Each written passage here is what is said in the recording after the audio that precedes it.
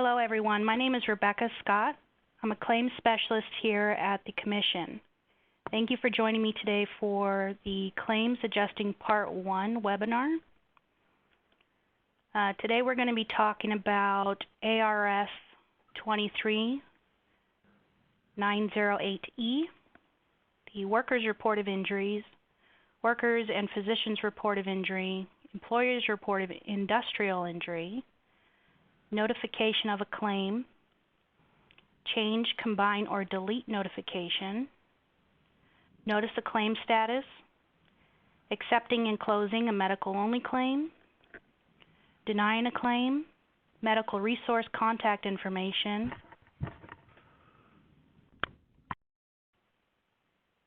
and where to find some forms and required posters.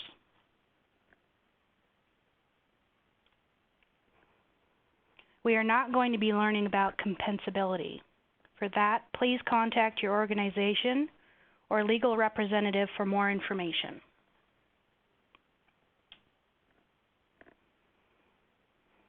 All right, let's start this off with what is the claimant's responsibility?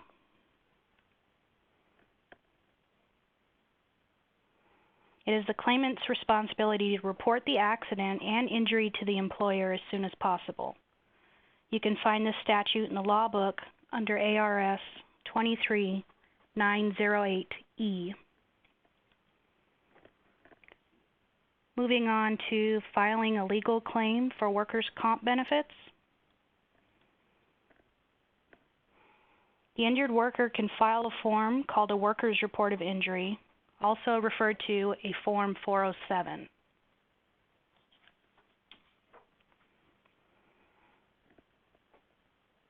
The 407 is the legal filing of a workers' comp claim that the injured worker would file themselves or by representative, either through our website or we can mail them a hard copy to fill out and send back. If the form is not complete when it's returned, it can possibly delay the notification to the carrier.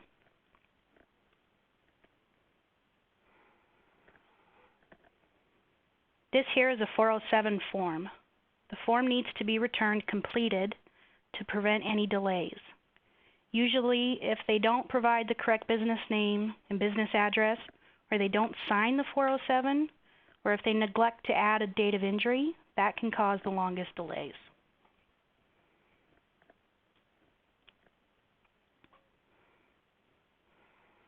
The medical provider's responsibility is the Workers' and Physicians' Report of Injury, also known as a Form 102, or simply the hot pink form.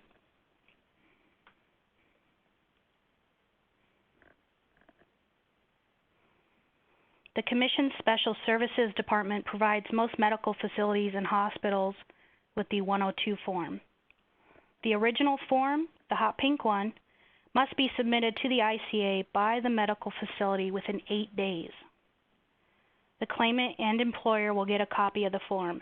Every now and then, the carrier, if the facility has that information, will also get a copy.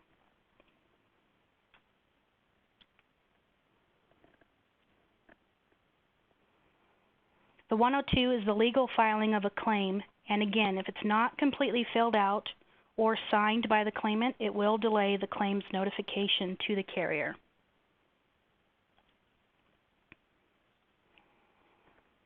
This is the Workers' and Physicians' Report of Injury, the Form 102. Now you know why I call it the hot pink form. Just an easy way to identify it to the claimant, and it's hard to miss. The top half should be filled out completely and signed by the claimant. The bottom half is supposed to be filled out by the doctor and signed, which may or may not happen.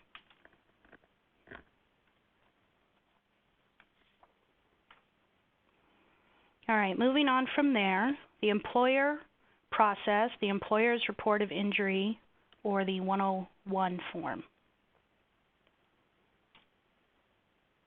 The Employer's Report of Injury is just that. It is used for the employer to report or notify the carrier and industrial commission of an injury. But this form will not start a claim for an injured worker. This form should be turned in within 10 days. reporting a fatality. The employer must notify the ICA within 1 day. You can find this in your rulebook under R20-5-110. The employer must notify ADOSH within 8 hours after the death of the employee. For more information, you can go to the website shown here.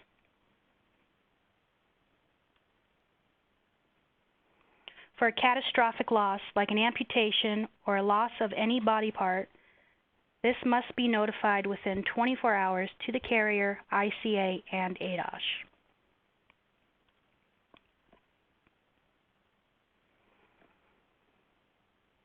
This is what a 101 looks like. It should be completed by the employer and submitted within 10 days to the carrier and the ICA.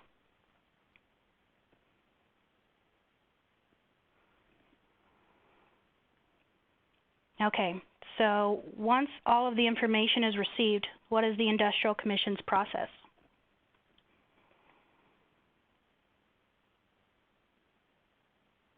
Once we have received either the 102, 407, or sometimes both, we will send out a notification to the carrier on record. Once that notification is sent to the carrier, they have 21 days from that notification date to either accept or deny the claim on a notice of claim status, also known simply as a 104. The notice of claim status should be sent to all interested parties, the Industrial Commission, the employer, and the injured worker or their representative.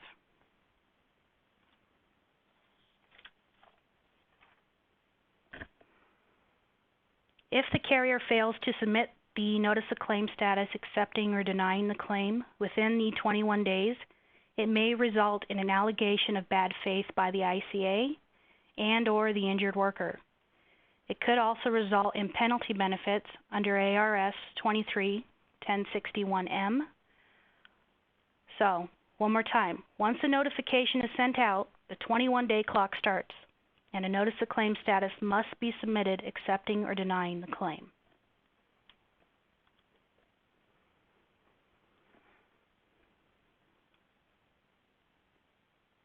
This is what the ICA notification list looks like. The carrier can get pages with multiple claimants on it. Once upon a time, we used to use a return notification as an acceptance. That is no longer the case. As of August 20th, 2018, we are unable to accept the return notification as a response to a notification. So just send in an accepting or denying notice of claim status.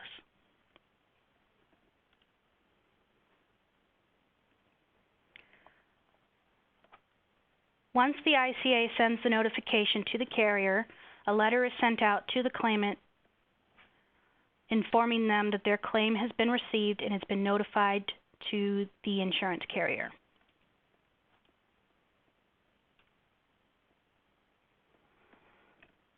Here's just a closer look of what kind of information is on this letter. It lets the claimant know the carrier has 21 days to accept or deny their claim, and it gives them the general rules of workers' comp and how to protest anything they feel they need to.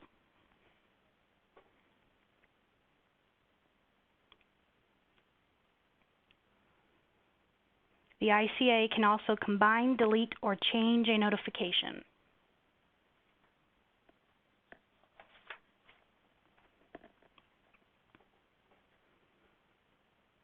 If there is an error on the notification, the carrier or claimant can request in writing to correct it.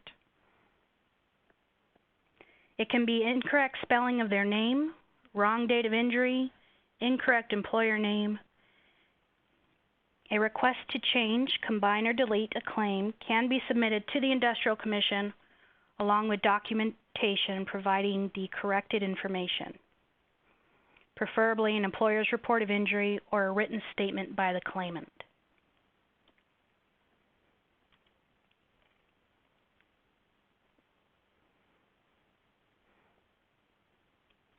How to request a correction. The ICA will accept a combine delete form that can be found on our website or on the carrier letterhead form. If requesting to delete a claim, that request must be received within the 21 days of notification. The carrier's name and signature is required. If we receive a request without that, no action will be taken.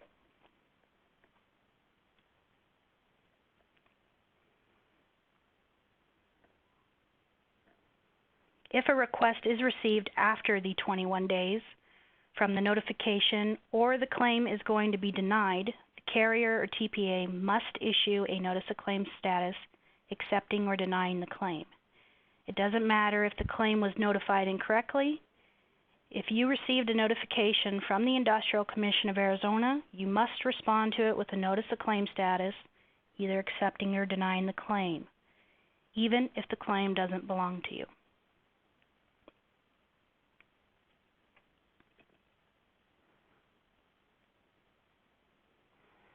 The Change Combine Delete form can be found on our website. It must include the notification date, ICA claim number, date of injury, the carrier name, and a signature for the change to be processed.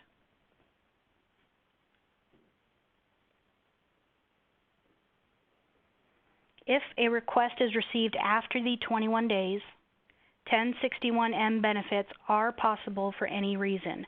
It doesn't matter if you're not the TPA or carrier, or they aren't an employee. If a response or a request isn't received timely, you are still responsible.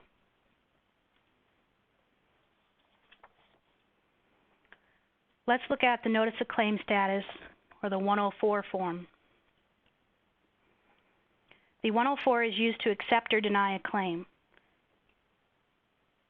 A copy must be sent to all interested parties, the ICA, employer, and the injured worker. The 104 is used for almost any time the claim status changes.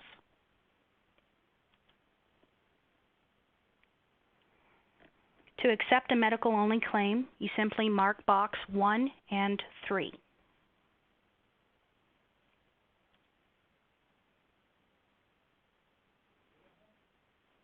A notice of claim status must be received within 21 days of the notification. If any boxes are missing, the ICA will send a solicitation letter requesting a correction of the notice.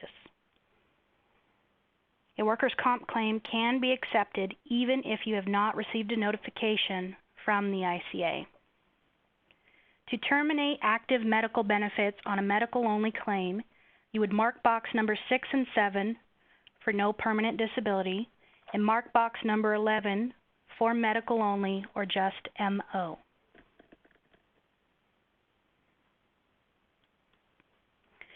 You can use a double duty notice, which is using one notice to accept and terminate benefits.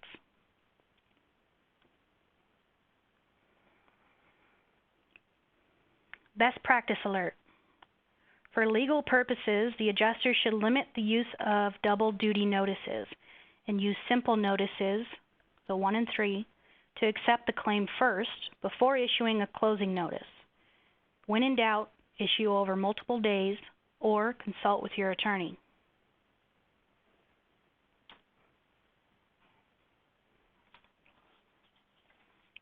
How do you deny a claim?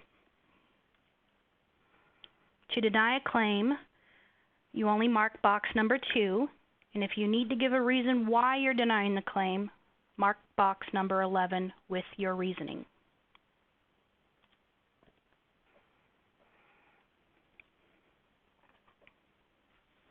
If you would like to give a reason why you're denying the claim, like the claim was sent to the incorrect TPA or carrier, it's not an employee of your insured, you have no coverage for this employer, that would be marked under box number 11. Even if the claim doesn't belong to you, if it was notified, it is still expected that you send a notice of claim status denying the claim, and under number 11, let us know why. If we do receive that, the ICA will research and re-notify the correct parties.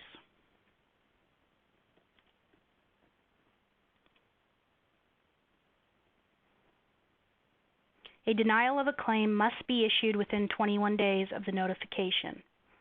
Failure to do so can result in penalty benefits under ARS 23-1061M. A claim can only be denied if a notification from the ICA has been received. You cannot deny a claim that has not been reported to the ICA.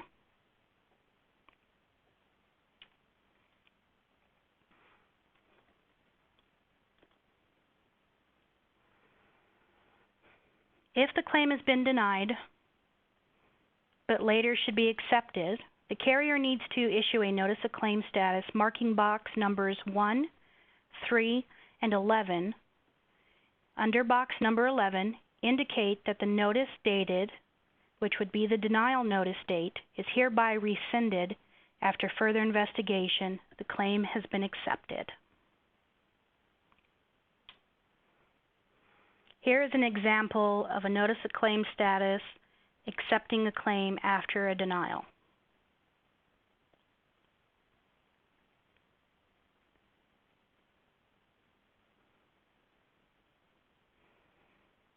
If you have any questions on the Arizona Physician and Pharmaceutical Fee Schedule, you can contact Jackie Kurth in the Medical Resource Office.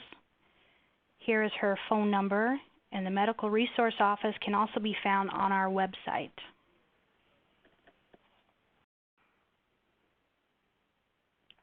You can find any required posters and forms on the ICA website.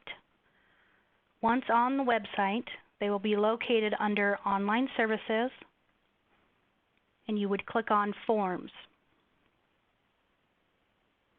It will change screens to where all forms and posters are located.